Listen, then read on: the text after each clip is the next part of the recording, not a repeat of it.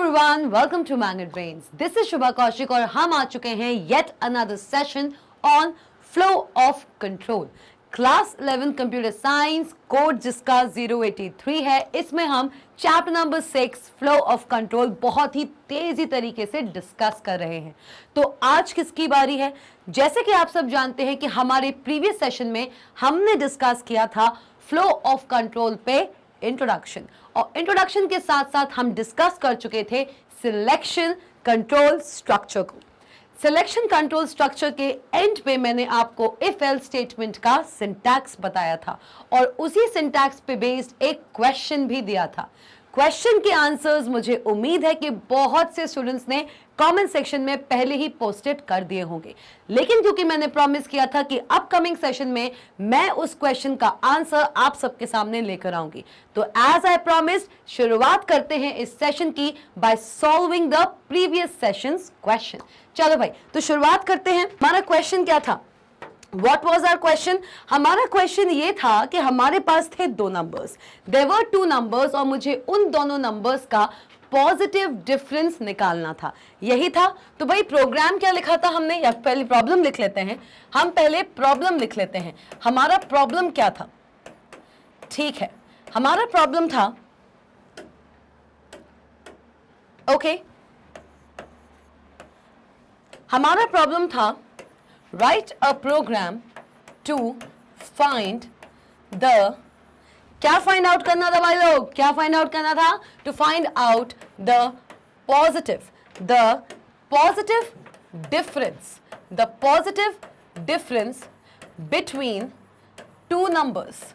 दो नंबर्स के बीच में आपको एक पॉजिटिव डिफरेंस निकालना था, और इसको लेके हमने फ्लो चार्ट भी डिस्कस किया था एंड इवन हमने पाइथन में एक प्रोग्राम भी बनाया था यूजिंग इफ एल्स स्टेटमेंट। वो पूरा का पूरा प्रोग्राम मैं फिर से यहाँ पे लिख रही हूँ, और उस क्वेश्चन पे बेस्ड मैंने जो आपको होमवर्क दिया था उसका आंसर भी आज यहाँ डिस्कस होगा फॉर द स्टूडेंट्स जिनको उस पर्टिकुलर क्वेश्चन में कोई दिक्कत आई है। आइए भाई प्रोग्राम लिखते हैं। पूरा का पूरा प्रोग्राम मैं फिर से यहाँ पे एक बार लिख देती हूँ, जिससे कि अगर आप पहली बार इस पूरे के पूरे वीडियो को देख रहे हैं तो ये क्वेश्चन आपसे मिस ना हो। मैं नहीं चाहती कि किसी भी स्टूडेंट को ये लगे कि मैम हमने प्रीवियस वीडियो नहीं देखा है तो हमको इस बारे में नहीं पता। बिल्कुल नहीं, ऐसा कुछ भी नहीं होना है। हर एक कॉन्सेप्ट टाइमली रिवाइज होगा, हर एक कॉन्सेप्ट टाइमली रिवाइज होगा। चलो भाई आ जाओ, हम क्या बना रहे हैं? हम बना रहे हैं सबसे पहले हम बना रहे हैं एक नंबर। क्या बना रहे हैं? हमने बनाया एक पहला नंबर, और उस नंबर को मैंने दिया है num1 नेम। num1 जो कि रन टाइम पे यूजर से इनपुट लेगा, क्योंकि मैंने num1 वेरिएबल को असाइन किया है इनपुट मेथड, जहां पे मैसेज है एंटर फर्स्ट नंबर। चलिए ठीक है मैम, आ जाओ फिर, आ जाओ नंबर 2 पे आते हैं। नंबर 2 पे आते हैं। सेम वेरिएबल num2 नाम का मैंने एक और वेरिएबल ले लिया है जो कि यूजर से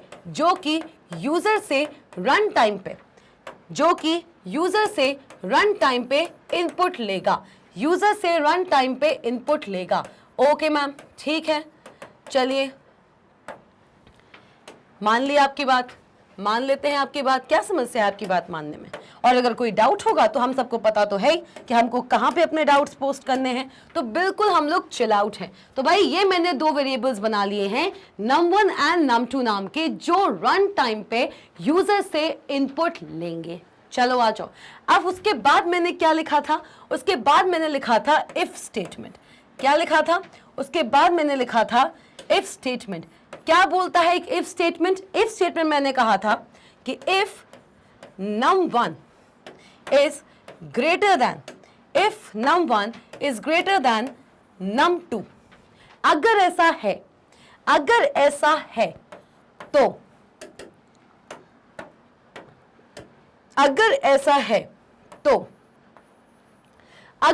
है तो क्या होगा? If num1 is greater than num2, अगर num1 जो है वो greater than num2 है, अगर num1 greater than num2 है तो क्या होगा भाई? क्या होगा? तो होगा आपका difference is equals to num1 minus num2। यही हुआ था, difference is equals to num1 minus num2, ये हो जाएगा। और अगर num1 की वैल्यू num2 से बड़ी नहीं है, मतलब कि बहुत अच्छे, हम आ गए हैं एल्स स्टेटमेंट पे, कि मतलब अगर इफ के साथ जो टेस्ट कंडीशन दी है अगर वो ट्रू नहीं है तो क्या एग्जीक्यूट हो, एल्स वाला पार्ट एग्जीक्यूट हो। तो डिफरेंस की वैल्यू कितनी होगी भाई, तो डिफरेंस की वैल्यू कितनी होगी, तो डिफरेंस की वैल्यू होगी num2 माइनस num1। ऑब्वियसली अब अगर num1 is greater than num2 test condition false है तो इसका मतलब ये है कि num2 बड़ा है num1 से। अगर num1 greater than num2 false है तो that means num2 is greater than num1। और अगर ऐसा सिनेरियो है तो एल्स कंडीशन में difference is equals to number 2 minus number 1। यहां पे हम नंबर 1 माइनस नंबर 2 कर रहे थे और यहां पे हम नंबर 2 माइनस नंबर 1 करेंगे। किसी भी हालात में हमको पॉजिटिव डिफरेंस चाहिए है। चलो ठीक, ये कर दिया था। फिर आ गए थे हम इफ ब्लॉक के बाहर। इफ ब्लॉक के हम बाहर आ गए थे और वहां पे हमने लिखा था प्रिंट। ठीक है मैम, प्रिंट कीजिए। क्या प्रिंट कीजिए, जस्ट प्रिंट कीजिए आप, print the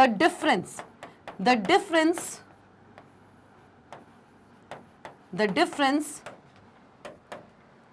okay,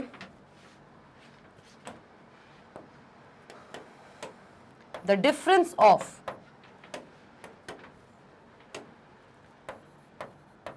num1 and num2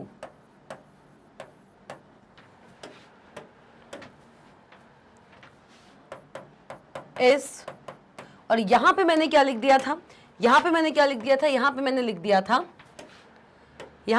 दिया था डिफरेंस और मैंने इसको बंद कर दिया था। यही किया था, हाँ कि नहीं, यही किया था कि नहीं किया था। तो मैंने ये प्रोग्राम लिखा था और मैंने आपको दिए थे दो वैल्यूज। क्या वैल्यूज दी थी कि भाई ये आपका प्रोग्राम लिखा हुआ है तो मुझे इसका आउटपुट बताइए। टेल मी द आउटपुट अगर नम, ठीक, अगर num1 की value, tell me the output अगर num1 मैंने कर दिया है इसके इक्वल और num2 की वैल्यू मैंने कर दी है किसके इक्वल। अगर num1 आपका 28 है और num2 आपका 26 है, क्या आउटपुट होगा अगर num1 आपका 28 आपने दिया है रन टाइम पे और num2 आपने 26 दिया है। तो आउटपुट देख लें, चलिए आउटपुट देखते हैं। आउटपुट क्या होगा, num1 जब देखो पहला स्टेटमेंट जब एग्जीक्यूट होगा, आओ भाई सबसे पहले देखते हैं num1 is equals to int input enter first number. तो सबसे पहले पाइथन इंटरप्रेटर जिस स्टेटमेंट को एग्जीक्यूट करेगा, that is the very first statement. और ये है हमारा, ये क्या है, ये है हमारा num1 is equals to int input enter first number. तो सबसे पहला स्टेटमेंट यही एग्जीक्यूट होगा। तो ये जब एग्जीक्यूट होगा तो क्या आंसर होगा, हमारे एग्जीक्यूशन जब होगा तो आउटपुट कैसा आएगा, आउटपुट आएगा आपका कुछ ऐसा। आपसे पूछा जाएगा एंटर, ये जो हमने मैसेज दिया था इनपुट फंक्शन के अंदर वो आपको आपके आउटपुट कंसोल पे दिखने लगेगा। यहां पे वो आपसे मांग रहा है कि आप कोई यूजर इनपुट दें। तो भाई मैंने क्या बोला था, num1 को देंगे हम 28 वैल्यू, ठीक है, ये हमने दे दिया। फिर होगा एंटर प्रेस हुआ तो अब एग्जीक्यूट होगा आपका statement number 2, that is num2 is equals to int input enter second number.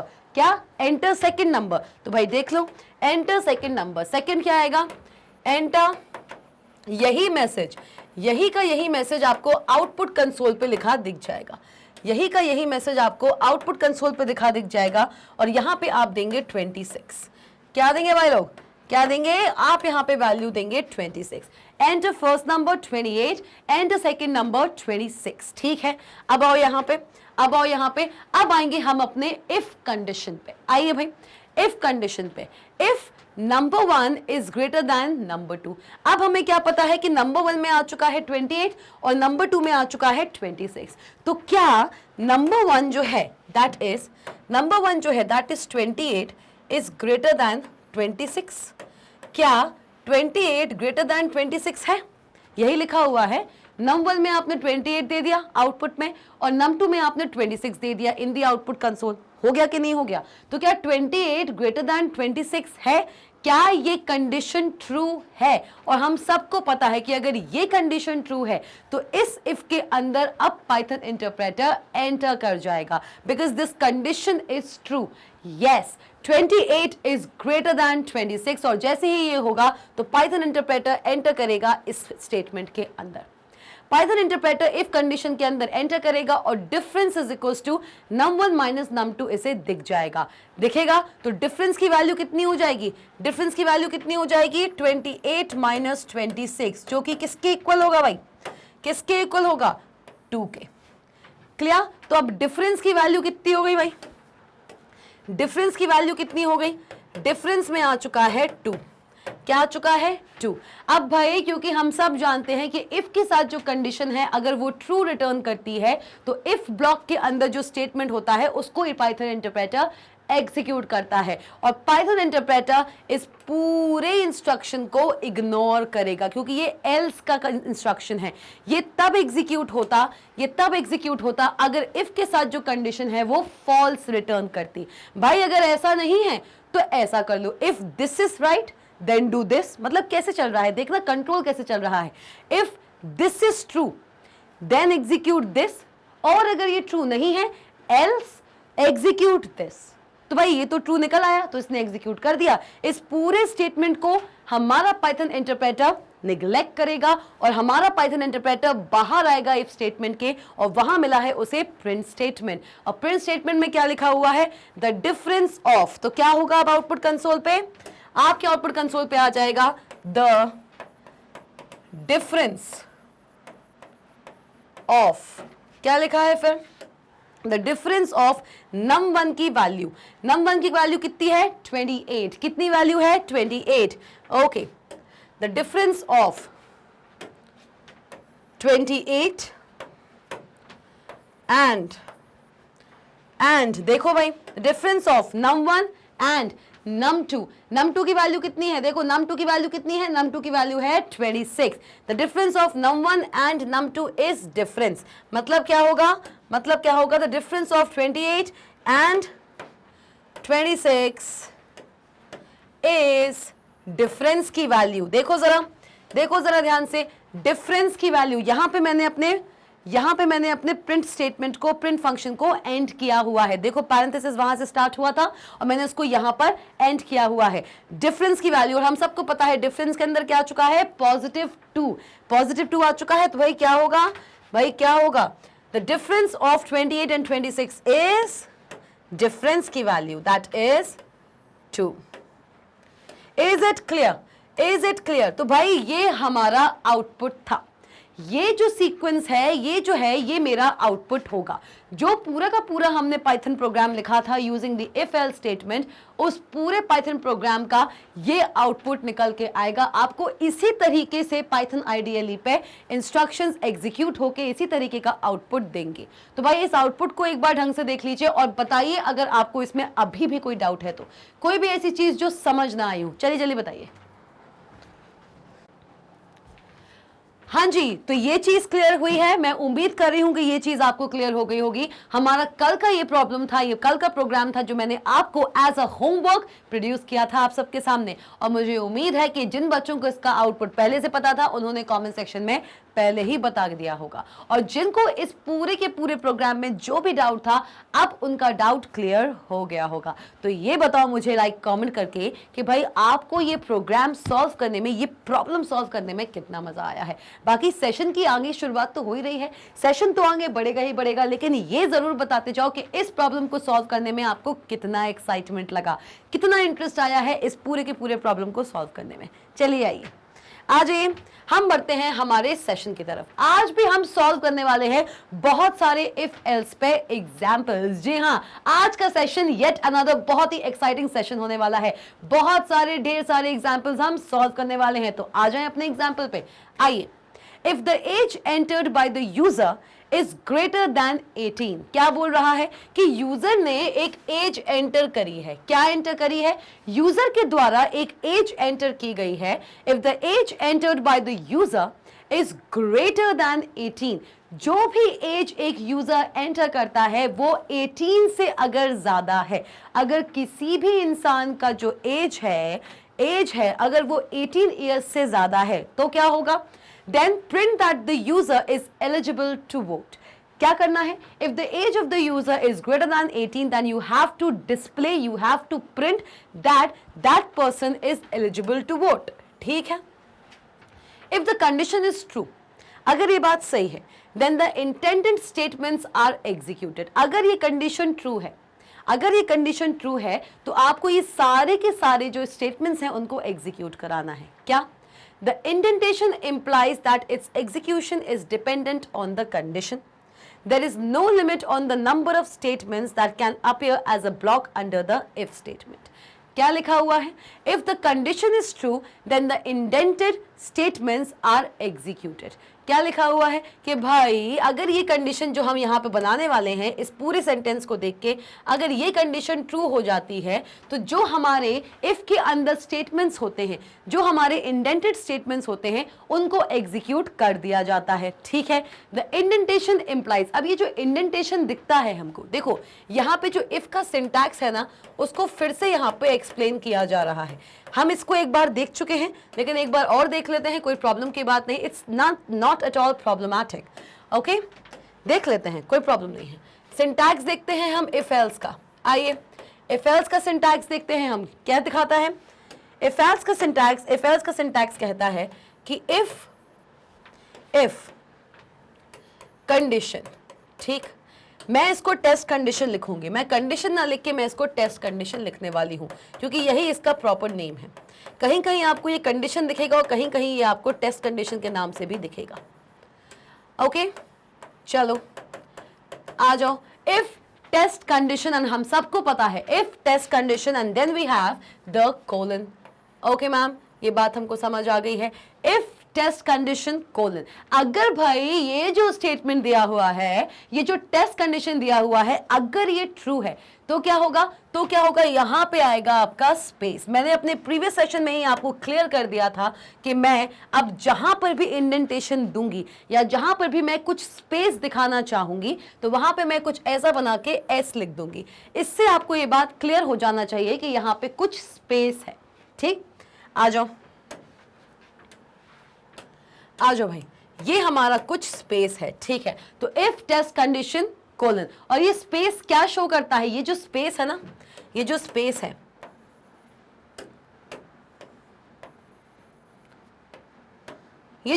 है, ये क्या शो करता है, दिस रिप्रेजेंट्स इंडेंटेशन। ये इंडेंटेशन या फिर स्पेस कह लीजिए, इंडेंटेशन या फिर स्पेस कह लीजिए। कुछ लोग इसको व्हाइट स्पेस भी कहते हैं, इसको आप स्पेस भी कह सकते हैं या इसको आप व्हाइट स्पेस भी कह सकते हैं। It's one and the same thing.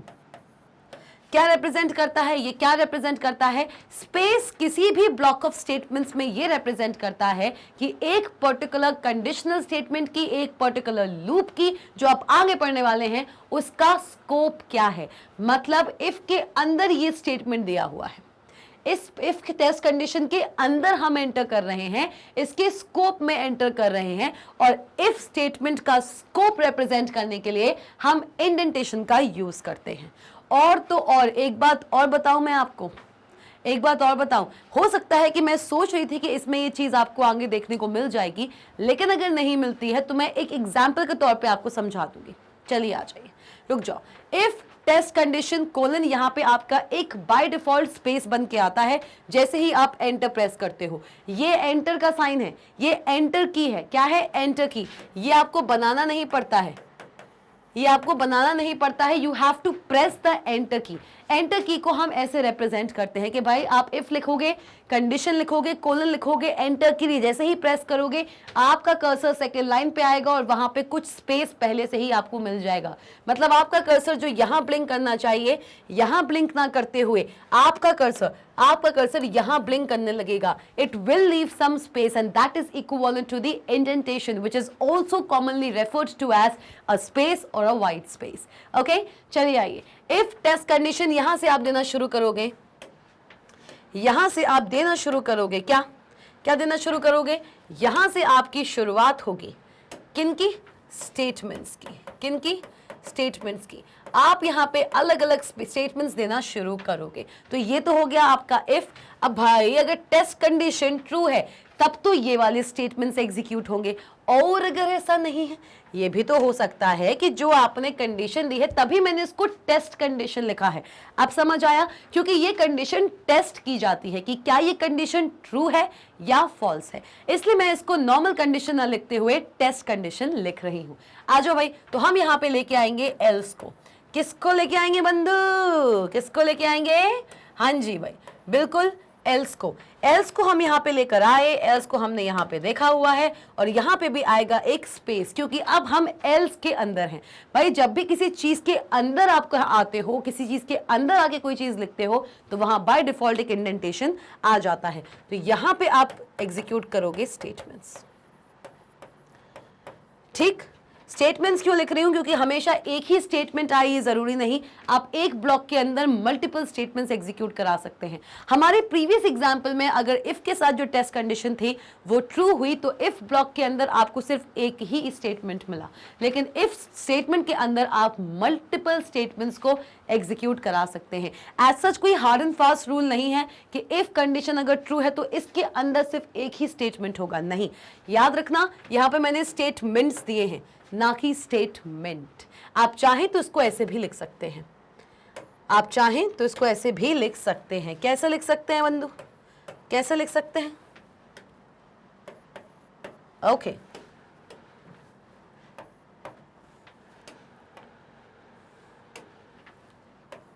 Okay, ठीक है। बहुत सारे स्टेटमेंट्स आप एग्जीक्यूट करा सकते हो। अब देखो ये क्या है, ये है आपका पूरा इफ एल्स का सिंटैक्स। वो यहीं पे इन्होंने एक्सप्लेन किया हुआ है, जिनको हमने 3 लाइंस में यहाँ पे देख लिया है। क्वेश्चन हमारा ये है जो अभी हम करने वाले हैं। आ जाओ। If the condition is true, if the test condition is true, then the indented statements are executed. अगर ये टेस्ट कंडीशन ट्रू रिटर्न करती है, अगर ये टेस्ट कंडीशन ट्रू रिटर्न करती है, तो इसके अंदर जो स्टेटमेंट्स हैं वो रिटर्न किए जाएंगे, इनके अंदर जो स्टेटमेंट्स हैं वो एग्जीक्यूट किए जाएंगे। आ जाओ। द इंडेंटेशन इंप्लाइज, ये जो इंडेंटेशन है that means the space, the indentation implies that it's execution is dependent on the condition. Indentation बताता है कि इस स्टेटमेंट का एग्जीक्यूशन, कोई भी स्टेटमेंट जो थोड़ा सा स्पेस देके लिखा हो, क्या लिख रहा है यहां पे? लिखा क्या हुआ है कि किसी भी स्टेटमेंट के साथ अगर थोड़ा सा स्पेस आ जाता है तो वो इंप्लाई करता है कि ये स्टेटमेंट अगर किसी स्पेस के साथ आ जाता है, देखो जरा, ये स्टेटमेंट अगर किसी स्पेस के साथ आ रहा है तो वो इंप्लाई करता है कि ये स्टेटमेंट का एग्जीक्यूशन, कि इसका एग्जीक्यूशन किसी कंडीशन पे डिपेंड कर रहा है। ऑफ कोर्स कर रहा है। ये टेस्ट कंडीशन जब ट्रू होगी तभी तो ये वाला स्टेटमेंट एग्जीक्यूट होगा, वरना नहीं। तो इस स्टेटमेंट का एग्जीक्यूशन जो एक स्पेस के साथ आया है वो लार्जली डिपेंड करता है on the condition given. Clear? आओ। There is no limit on the number of statements that can appear as a block under the if statement.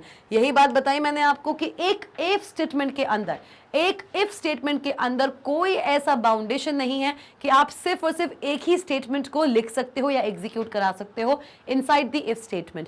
Inside the if statement you can execute multiple statements. If के अंदर आप बहुत सारे statements को execute करा सकते हैं। You can execute number of statements inside the if statement. Clear हुआ? तो भाई अगर इसमें कोई भी डाउट है, मैंने ये सिंटैक्स आपके सामने फिर से इसीलिए लिखा है विद द सेम ऑब्जेक्टिव कि आपको ये चीज क्लियर हो जाए। Is it clear? Comment section में जाइए और बताइए मुझे, क्योंकि अब हम करने वाले हैं ये वाला क्वेश्चन। जी हाँ, इस क्वेश्चन को अच्छे से धुनाई होने वाली है, इस क्वेश्चन की बहुत अच्छे से हम इस क्वेश्चन को सॉल्व करने वाले हैं। आ जाओ भाई, आगे बढ़ने चलो। एग्जाम्पल देख लीजिए भाई। क्वेश्चन क्या था हमारा? Age is equals to int input enter your age. क्या करना था हमको? हमारा क्वेश्चन क्या बोल रहा था? हमारा क्वेश्चन बोल रहा था कि अगर एज कोई एक वेरिएबल है, अगर एज ग्रेटर देन 18 है, अगर ऐसा है, मतलब एज की जो वैल्यू होगी अगर वो ग्रेटर देन 18 होगी, ये चीज अगर ट्रू है, तो क्या होगा, अगर ये चीज ट्रू है तो क्या होगा, तो आप मैसेज प्रिंट कराएंगे, तो आप मैसेज प्रिंट कराएंगे, क्या क्या मैसेज प्रिंट कराओगे, एलिजिबल टू वोट, मतलब आप 18 साल से ऊपर हो तो आप वोट कर सकते हो, you are eligible to vote to a certain political party और टू एनी अदर इलेक्शन। हमेशा पॉलिटिकल इलेक्शन हो ये जरूरी नहीं, कहीं मेंशन तो है नहीं, बस अगर आपकी एज 18 साल से ऊपर है तो आप एलिजिबल हैं वोट करने के लिए, ठीक है, यही लिखा हुआ था। इस कोड को देखो बड़े ध्यान से, इस कोड को देखो बड़े ध्यान से, क्या किया हुआ है हमने इसको इस पूरे क्वेश्चन को, इस पूरे क्वेश्चन को मैंने प्रोग्राम के रूप में यहां पर कंसिडर कर लिया है, इंप्लीमेंट कर लिया है। मैं एक बात बताऊं, एग्जामिनेशन में भी ना, आपके एग्जाम में भी कोई भी आपका पाइथन प्रोग्राम आ जाए, उस पाइथन प्रोग्राम को पहले ऐसे छोटे छोटे निमोनिक कोड्स में लिख लिया करो। पूरा पाइथन प्रोग्राम, जो पाइथन प्रॉब्लम होती है, लिख दिया जाए, write a program to do this, write a program to calculate this, ऐसा लिख दिया जाता है। तो प्रोग्राम को समझना, उसको अपने अकॉर्डिंग समझ के लिखना और फिर उसको पाइथन में इंप्लीमेंट करना, ये जो होता है ये आपको आपके सही प्रोग्राम लिखने की, आपको सही आउटपुट तक पहुंचाने की जो प्रोबेबिलिटी होती है उसको बहुत ज्यादा इंक्रीज कर देता है। प्रोग्राम को पहले या प्रॉब्लम को पहले समझा करो, प्रॉब्लम आपसे क्या बोल रहा है, आप चाहे तो उस प्रॉब्लम को अपने वर्ड्स में कुछ इस तरीके से लिख सकते हैं। इससे आपको आइडिया मिल जाता है कि आपको करना क्या है, कैसे इस प्रॉब्लम को आपको पाइथन में किस तरीके से बनाना है जिससे कि आप डिजायर्ड आउटपुट तक पहुंच जाए।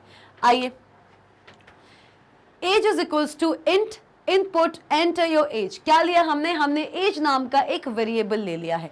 एज नाम का हमारे पास एक वेरिएबल है जो कि यूजर से इनपुट लेगा एट रन टाइम, किसी एक पॉइंट टाइम टी पर, एट एनी गिवन पॉइंट कोई भी एज हम दे सकते हैं, बस हमें पता ये करना है। तो भाई हमने क्या किया, एज का जो वेरिएबल है, जो एज वेरिएबल एक लिया और उसको मैंने असाइन कर दिया है इनपुट मेथड। इनपुट फंक्शन क्या करेगा, इनपुट फंक्शन अलाउ करेगा इस एज वेरिएबल को to take the user input at run time, ठीक है। उसके बाद मैंने लगाया एक कंडीशन, मैंने लगाया इफ स्टेटमेंट। इफ एज की जो वैल्यू होगी, एज इज ग्रेटर देन और इक्वल्स टू 18, बिल्कुल सही बात है भाई, अगर आप 18 साल से ऊपर हो तब तो आप एलिजिबल हो ही हो, लेकिन अगर आप 18 साल के भी हो तब भी आप एलिजिबल हो वोट करने के। ये बात हम सब जानते हैं, हमारे इंडिया के कॉन्स्टिट्यूशन में ये चीज लिखी हुई है। तो आ जाओ, if age is greater than equals to 18, अगर ये बात सही है, अगर ये बात सही है तो क्या होगा, अगर ये बात सही है तो क्या होगा, प्रिंट हो जाएगा एलिजिबल टू वोट। तो देखिए, प्रिंट हो जाएगा एलिजिबल टू वोट। इफ के साथ जो कंडीशन है अगर वो ट्रू है तो आप प्रिंट करा देंगे एलिजिबल टू वोट। क्लियर हुआ। तो ये एग्जाम्पल बता रहा था कि कैसे आप इंप्लीमेंट करा सकते हैं, बल्कि ये एग्जाम्पल तो मुझे बहुत पहले आपको कराना चाहिए था, उससे पहले ही मैंने आपको इफ और एल्स दोनों ही समझा दिए हैं। यहां तक आपको सिर्फ इफ के बारे में बताया जा रहा है, आपका एल्स यहां से शुरू हुआ, लेकिन कोई बात नहीं, मैंने दोनों ही चीजें साथ में आपको बता दी, कोई दिक्कत नहीं है। पूरा इफ, मैक्सिमम जो इफ होता है वो एल्स के साथ चलता है, लेकिन इस एग्जाम्पल से आपको ये समझ आया होगा कि इफ को आप बिना एल्स के भी लिख सकते हैं। अगर कोई ऐसा प्रॉब्लम आता है, कोई ऐसा सिनेरियो बनता है जहां पे एल्स की आपको जरूरत नहीं है, तो इफ विदाउट एल्स भी चल सकता है, लेकिन याद रखना इफ विदाउट एल्स भी चल सकता है। और पाइथन एक लौती ऐसी लैंग्वेज है, पाइथन एक ऐसी लौती लैंग्वेज है जहां पे इफ विदाउट एल्स चल सकता है, और तो और बाकी अदर प्रोग्रामिंग लैंग्वेजेस में जो एल्स होता था, इफ एल्स स्टेटमेंट सिर्फ पाइथन में नहीं है, ये आपको जावा में, सी प्लस प्लस में, हर प्रोग्रामिंग लैंग्वेज में मिल जाएंगे जो ऑब्जेक्ट ओरिएंटेड प्रोग्रामिंग लैंग्वेजेस हैं। बात करेंगे इफ की, इफ विदाउट एल्स चल जाएगा, इफ अगर आप नॉर्मल देंगे, एल्स नहीं देंगे, चल जाएगा। और पाइथन एक ऐसी लौती लैंग्वेज है जहां पे एल्स भी विदाउट इफ चल जाता है। हाँ, जरूरी नहीं है कि आप हमेशा इफ दें तभी एल्स लिख सकें। आगे चल के आप कुछ ऐसे प्रोग्राम्स भी करेंगे जहां पे लूप्स आप पढ़ेंगे और लूप से बाहर आने के बाद अगर आप कोई स्टेटमेंट एग्जीक्यूट करना चाहते हैं तो वो आप एल्स के अंदर दे देंगे। एल्स भी आपका विदाउट इफ चलता है पाइथन के अंदर। मैं अगर बात करूं किसी अदर प्रोग्रामिंग लैंग्वेज की, अगर मैं C++ या जावा की ही बात कर दूं, अगर मैं C++ या जावा की ही अकेली बात कर दूं तो एल्स आपका विदाउट इफ नहीं चल सकता। इफ आपका बिना एल्स के चल सकता है अगर आपके पास कोई ऐसा क्वेश्चन दिया हुआ हो तो, लेकिन एल्स लार्जली डिपेंड करता है ऑन द इफ कंडीशन। क्यों? क्योंकि इफ के साथ जो कंडीशन है अगर वो फॉल्स हो गई तभी तो एल्स पे पाइथन इंटरप्रेटर आएगा, नहीं तो इफ के साथ जो कंडीशन है उसके अंदर अगर वो ट्रू रिटर्न कर रही है तो उसके अंदर जो स्टेटमेंट है वो एग्जीक्यूट हो जाएगा। तो भाई यही बात है, लेकिन पाइथन एक ऐसी लौती लैंग्वेज है जहां पे इफ एल्स एक दूसरे पे डिपेंड नहीं करते हैं totally. Yes they come in combination to solve a particular problem, बिल्कुल कर सकते हैं, लेकिन ये दोनों एक दूसरे के बिना भी एग्जिस्ट कर सकते हैं, ये मैं आपको बताना चाहती हूं। तो चलिए आइए, अ variant of if statement call if else जो होता है, इफ एल्स जो होता है, इफ एल्स जो होता है वो क्या होता है? If else is a variant, क्या होता है भाई? इफ एल्स जो होता है, इफ एल्स जो होता है क्या होता है? ये वेरिएंट होता है, ये वेरिएंट होता है इफ स्टेटमेंट का। किसका? इफ स्टेटमेंट का। ठीक है मैम, इफ स्टेटमेंट का ये वेरिएंट होता है। ओके, आ जाओ। So if else statement is called, the variant of if statement is called if else statement and allows us to write two alternative paths and the control condition determines which path gets executed. The syntax for if else statement is as follows. ये syntax हम पहले ही देख चुके हैं। ये syntax मैंने अभी आपको बताया है। भाई क्या बोल रहा है कि इफ एल्स का जो ये कॉम्बिनेशन है जो कि इफ स्टेटमेंट का वेरिएंट है, इफ एल्स जो होता है क्या होता है भाई लोग? देखो, इफ एल्स जो होता है वो वेरिएंट होता है। क्या होता है? वेरिएंट होता है इफ स्टेटमेंट का।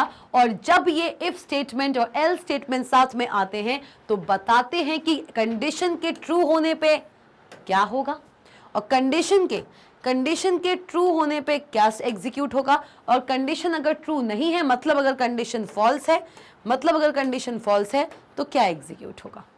क्लियर हुआ? क्लियर हुआ? So this is if else. इसमें जो याद करने वाली या जो समझ के रखने वाली या जो लॉन्गर टाइम तक अपने माइंड में सेट करने वाली चीज है वो ये है कि इफ एल्स का सिंटैक्स क्या होता है, इफ एल्स वर्क कैसे करता है, वो बात मैंने आपको बता दी है। इफ एल्स जब साथ में आएगा तो चीजें डिपेंड करेंगी ऑन द टेस्ट कंडीशन, कि आपकी टेस्ट कंडीशन क्या है। जब इफ एल्स साथ आता है, अगर टेस्ट कंडीशन ट्रू है तो इफ के अंदर वाला स्टेटमेंट एग्जीक्यूट हो जाएगा, और अगर टेस्ट कंडीशन रिटर्न करता है फॉल्स तो एल्स के साथ जो स्टेटमेंट है वो एग्जीक्यूट हो जाएंगे। बाकी ये वाला स्टेटमेंट इग्नोर किया जाएगा बाय द पाइथन इंटरप्रेटर। मतलब दोनों ही सिचुएशन में या तो ये एग्जीक्यूट होगा या तो ये, either of the two given statements will be executed, not both of them. ठीक? क्लियर हुआ? क्लियर हुआ कि नहीं हुआ? और इस चीज से हमने एक चीज और जानी। क्या जानी है? हमने इस चीज से एक चीज और जानी कि इफ एल्स जो होता है, इफ एल्स जो होता है वो वेरिएंट होता है इफ स्टेटमेंट का। इस चीज को बहुत ही ध्यान से देखिए, एक बार नजर मारिए इस पूरी की पूरी स्लाइड पे और बताइए अगर आपको इस एग्जाम्पल में और इस पूरे के पूरे स्टेटमेंट में कोई भी प्रॉब्लम है। चलिए बताइए। ओके, तो ये चीज क्लियर हो गई है। जल्दी बताइए मुझे कमेंट सेक्शन में अगर कोई भी डाउट है इस चीज को लेके। ये इस पूरी की पूरी स्लाइड आपको सिर्फ ये बता रही थी कि कैसे इफ एल्स एक दूसरे पे डिपेंड करते हैं और क्या ये हमेशा एक दूसरे पे टोटली डिपेंडेंट रहते हैं या नहीं। चलिए आइए आगे बढ़ते हैं। Let us now modify the example on voting. अब जो हमने अभी एग्जाम्पल देखा था कि एलिजिबल टू वोट तब आएगा जब एज की वैल्यू ग्रेटर दैन या इक्वल्स टू होगी 18 के। ठीक है, तो हम क्या करने वाले हैं? Let us now modify the example on voting with the condition that if the age entered by the user ने रन टाइम पे एज वेरिएबल को जो वैल्यू दी है अगर वो ग्रेटर दैन है 18 के, किसके ग्रेटर दैन है? अगर वो 18 के ग्रेटर दैन है, then to display that the user is eligible to vote, और अगर ऐसा नहीं है that means otherwise display that the user is not eligible to vote। तो भाई वही आपका पूरा का पूरा कोड अब कैसा हो जाएगा, age is equals to int input enter your age। तो इसका आउटपुट क्या होगा बंधु, इसका आउटपुट देख लें, आउटपुट करते हैं भैया, ड्राई रन करके देखते हैं इस एग्जाम्पल का। ये पूरा पाइथन प्रोग्राम मेरे सामने लिखा हुआ है, उसका आउटपुट देखते हैं। आ जाओ भाई, पहला इंस्ट्रक्शन एग्जीक्यूट हुआ, age is equals to int input, क्या इनपुट कराना है, एंटर योर एज। ठीक है मैम, ठीक है मैम। आउटपुट पे आपके ऐसे कुछ लिख के आएगा, एंटर योर एज। भाई क्या एज है, सपोज करूं मैं यहाँ पे दे रही हूं, कितनी एज दे दें, 16 दे दें, या पहले हम देते हैं बड़ी एज। आ जाओ, हम देने वाले हैं 28, ठीक है, या 32 दे देते हैं। आ जाओ 32, ओके, ये एज है। Enter your as, that is, मैंने यहाँ पे, मैं एक यूजर हूं, मैंने यहाँ पे 32 एज दी हुई है। अब आओ, अब होगी टेस्ट कंडीशन चालू। अब क्या हुआ, एज, एंटर योर एज 32, मतलब अब एज के अंदर क्या आ गया है, एज वेरिएबल के अंदर आ गई है कितनी वैल्यू, कितनी वैल्यू आ गई है 32, ये वैल्यू आ चुकी है एज वेरिएबल के अंदर। आओ, if age is greater than या इक्वल टू, ये जो आपका रिलेटिव ऑपरेटर है, ये जो कंपैरिजन ऑपरेटर है जिसको हम रिलेटिव ऑपरेटर भी कहते हैं, ये बता रहा है कि क्या एज की वैल्यू, क्या एज ग्रेटर देन और इक्वल टू 18 है, क्या 32 ग्रेटर देन या फिर इक्वल टू किसके, 18 के है, क्या ऐसा है। तो भाई 32 इक्वल टू नहीं है 18 के, लेकिन ग्रेटर देन जरूर है। तो इनमें से कोई एक कंडीशन ट्रू होनी चाहिए, और ग्रेटर देन ट्रू हो गई है। तो भाई 32 इज ग्रेटर देन 18, ये बात सही है, 32 इज ग्रेटर देन 18। और तो क्या हुआ, टोटल जो मेरा टेस्ट कंडीशन है उसने रिटर्न किया ट्रू। क्या रिटर्न किया, ट्रू। और हम सब जानते हैं जब भी टेस्ट कंडीशन ट्रू रिटर्न करती है, जब भी टेस्ट कंडीशन ट्रू रिटर्न करती है, ट्रू रिटर्न करती है, तो कौन सा स्टेटमेंट एग्जीक्यूट होता है, इफ के अंदर लिखा हुआ स्टेटमेंट, इफ के अंदर लिखा हुआ स्टेटमेंट। और वो कौन सा है, प्रिंट एलिजिबल टू वोट। तो क्या प्रिंट हो जाएगा, क्या प्रिंट हो जाएगा, एलिजिबल टू वोट। ये प्रिंट हो जाएगा हमारे आउटपुट स्क्रीन पे, किस पे, आउटपुट स्क्रीन पे हमें एलिजिबल टू वोट डिस्प्ले होना शुरू हो जाएगा।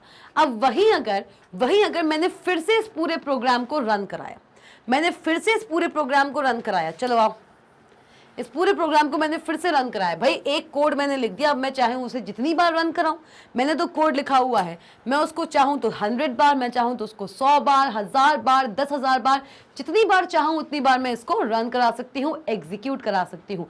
सेकेंड टाइम मैंने इसको फिर से एग्जीक्यूट कराया, एंटर योर एज लिख के आएगा, सबसे पहला स्टेटमेंट एग्जीक्यूट होगा एंटर योर एज, और यहाँ पे मैंने दिया है 16। अब होगा फिर से कंडीशन चेक। अब क्या होगा, अब एज के अंदर जहां पे 32 वैल्यू आ रही थी, तो वही उसके अंदर आने लगी है क्या, 16 वैल्यू। चलिए ठीक है, अब होगी चेकिंग।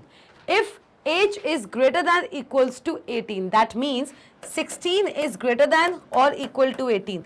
क्या ये बात सही है, क्या 16 ग्रेटर देन है या फिर इक्वल टू है 18 के, नहीं, ना ही ये ग्रेटर देन है और ना ही ये इक्वल टू है, ना ही ये ग्रेटर देन है, ना ही ये इक्वल टू है, किसके, 18 के। तो क्या हुई टेस्ट कंडीशन, फॉल्स। और हम सब जानते हैं कि अगर टेस्ट कंडीशन आपकी फॉल्स होती है तो ये वाला स्टेटमेंट एग्जीक्यूट नहीं होता है। कौन सा स्टेटमेंट एग्जीक्यूट होता है, एल्स वाला। एल्स वाला स्टेटमेंट एग्जीक्यूट होता है जब भी टेस्ट कंडीशन फॉल्स रिटर्न करता है। और यहां पे एल्स के अंदर आपको क्या मिला, नॉट एलिजिबल टू वोट। तो क्या होगा आपका आंसर, क्या होगा आपका आंसर, होगा not eligible to vote. Clear हो गया भाई लोग, क्लियर हो गया है, देख लीजिए जल्दी से, क्लियर हो गया है कि नहीं हुआ है, बता दो भाई, बता दो जल्दी से, हुआ है, हाँ जी मैम हो गया है। तो enter your age 16, not eligible to vote, ये चीज आपकी क्लियर हो चुकी है। आ जाओ भाई, तो इस पूरे के पूरे प्रोग्रामिंग कोड को जहां पे मैं सिर्फ और सिर्फ इफ स्टेटमेंट का इस्तेमाल कर रही थी, उसको और भी ज्यादा लॉजिकल बनाने के लिए हमने उसमें इफ एल्स, जो कि इफ स्टेटमेंट का वेरिएंट है, उसका इस्तेमाल कर दिया है। और इसी इफ एल्स स्टेटमेंट के कॉम्बो से मेरा जो प्रोग्रामिंग स्किल है वो और भी ज्यादा इनहैंस हो चुका है। और मैं उम्मीद करती हूं कि मेरे साथ साथ आपका प्रोग्रामिंग स्किल भी धीरे धीरे चलते चलते एनहांस होता जा रहा है। और मैं पूरी कोशिश कर रही हूं कि मैं हर एक प्रोग्राम को आपको इस तरीके से समझाऊं कि कोडिंग से जो बच्चों का डर है उसको मैं निकाल सकूं। Specially the students who are watching this video on magnet brains and specially watching me, मैं कोशिश कर रही हूं कि आपका जो कोडिंग का डर है वो यहां पर समाप्त हो जाए। चलिए आइए, क्लियर हुआ? ओके, अब क्या हुआ, हमने प्रोग्राम लिख लिया। प्रोग्राम लिखने के बाद अब हम देखने वाले हैं उसका फ्लो चार्ट। आइए, now let us use the same concept to modify program 1। Program 1 को जैसे हम मॉडिफाई कर चुके हैं उसको फ्लो चार्ट में आप देख लीजिए, so that it always gives a positive difference as the output. From the flow chart and figure, it is clear that we need to decide whether num1 is greater than number2 or not and take action accordingly. We have to specify 2 blocks of statements since number1 can be greater than number2 or vice versa as shown in program 2. तो भाई इस flow chart को एक बार फिर से देख लीजिए। इस फ्लो चार्ट को आप प्रीवियस सेशन में भी देख चुके हैं और जो बच्चे इस वीडियो को पहली बार देख रहे हैं तो ये फ्लो चार्ट उनके लिए नया है। देखिए इस फ्लो चार्ट को, अगर आपको अभी भी ये फ्लो चार्ट समझ नहीं आया है बताइए मुझे। चलिए देखिए। ओके, तो भाई बंधु देख लिया है फ्लो चार्ट को। ये फ्लो चार्ट बहुत ही अमेजिंग फ्लो चार्ट था। आधी कहानी तो इस फ्लो चार्ट ने ही हमको एक्सप्लेन कर दी थी। चलिए देखते हैं, स्टार्ट करेंगे, 2 नंबर्स को इनपुट कराएंगे। ठीक है मैम, हमने स्टार्ट किया, 2 नंबर्स का इनपुट कराया, नंबर 1 नंबर 2। फिर हमने एक कंडीशन लगाई है, क्या नंबर 1 नंबर 2 से बड़ा है? अगर है मतलब ये हमारी टेस्ट कंडीशन है जो इफ स्टेटमेंट के साथ आएगी। अगर ये चीज ट्रू है तो ये स्टेटमेंट एग्जीक्यूट होगा, और अगर ये स्टेटमेंट अगर आपका फॉल्स है, अगर ये स्टेटमेंट आपका फॉल्स है तो ये वाला स्टेटमेंट जो है वो एग्जीक्यूट होगा। और ये चलते चलते लास्ट में हम डिफरेंस की वैल्यू को प्रिंट कराएंगे एंड अल्टीमेटली स्टॉप हो जाएगा हमारा पूरा का पूरा प्रोग्राम। तो इस पूरे प्रोग्राम को जहां पे हमने एज को देखा था, एज को समझा था, इसी के साथ साथ हमने प्रीवियस जो प्रोग्राम था जहां पे हमने 2 नंबर्स के बीच का पॉजिटिव डिफरेंस भी निकाला था, तो इन दोनों प्रोग्राम्स की हेल्प से मुझे लगता है कि आपको इफ एल्स जो कंडीशन है वो बहुत अच्छी तरीके से समझ आ गया है। इफ एल्स का सिंटैक्स आपको समझ में आ गया है, किस तरीके से इफ एल्स स्टेटमेंट काम करता है, क्या लॉजिक है, किस तरीके से पाइथन इंटरप्रेटर एक इफ एल्स स्टेटमेंट को एनालाइज करता है और अकॉर्डिंगली एग्जीक्यूट करता है द स्टेटमेंट्स गिवन इनसाइड। तो ये सारे के सारे कॉन्सेप्ट्स आपको क्लियर हो चुके हैं। और अगर कोई भी एक्स्ट्रा डाउट है, आप सबको पता है कमेंट सेक्शन आप सबके लिए खुला हुआ है, जाइए वहां पे and feel free to comment your comment there. जो भी डाउट है आपका, कोई भी अगर आपको दिक्कत है, any doubts any query, feel free to comment in the comment section. क्योंकि हमारा जो नेक्स्ट सेशन होने वाला है उसमें हम डिस्कस करेंगे हमारा एक और वेरिएंट इफ स्टेटमेंट का, and that is else if statement. सिर्फ इफ से काम नहीं चलेगा और ना ही इफ एल्स से। इफ स्टेटमेंट के भी होते हैं बहुत सारे वेरिएंट्स। आज हमने इफ स्टेटमेंट के इफ एल्स वेरिएंट को अच्छे से समझा है। अब बारी आएगी इफ के इफ एलिफ स्टेटमेंट को समझने की। लेकिन उस पर्टिकुलर सेशन पे जाने से पहले इतना देखते जाइए, MangetBrains.com लेकर आया है आप सबके लिए बहुत सारे exciting top courses. CBSE English medium spoken English, CUET, NTSC, olympiad, CBSE Hindi medium भी है भाई लोग। मुझे नहीं लगता कि आज के टाइम पे कोई भी ऐसा इंस्टीट्यूशन, कोई भी ऐसा ऑर्गेनाइजेशन है जो आपको प्रोवाइड कराता हो बहुत अच्छा मटेरियल, वो भी हिंदी मीडियम में। हम दे रहे हैं, यहाँ वहाँ भटकना कब बंद करोगे? अभी भी अगर भटक रहे हो जब एग्जामिनेशन बिल्कुल दरवाजे पे खड़े हैं तो भाई फिर तो भगवान ही भला कर सकता है। इसलिए मैंगेट ब्रेन्स आपके लिए ये सारी की सारी कोर्सेज, सारे के सारे मीडियम फ्री ऑफ कॉस्ट लाया है। तो प्लीज इस ऑफर का या इस पूरी की पूरी अपॉर्चुनिटी का लाभ उठाइए। आइए, UP board, Bihar board, MP board. और करेंगे कैसे? आपको कुछ नहीं करना है, सिर्फ 2 ही काम करने हैं, या फिर मैं ये कहूंगी कि 3 काम करने हैं। सबसे पहले तो सब्सक्राइब कीजिए मैंगेट ब्रेन्स के ऑफिशियल चैनल को अगर अभी तक नहीं किया है, ताकि आपको हर एक क्वालिटी वीडियो हमेशा पहले नोटिफाई किया जाए।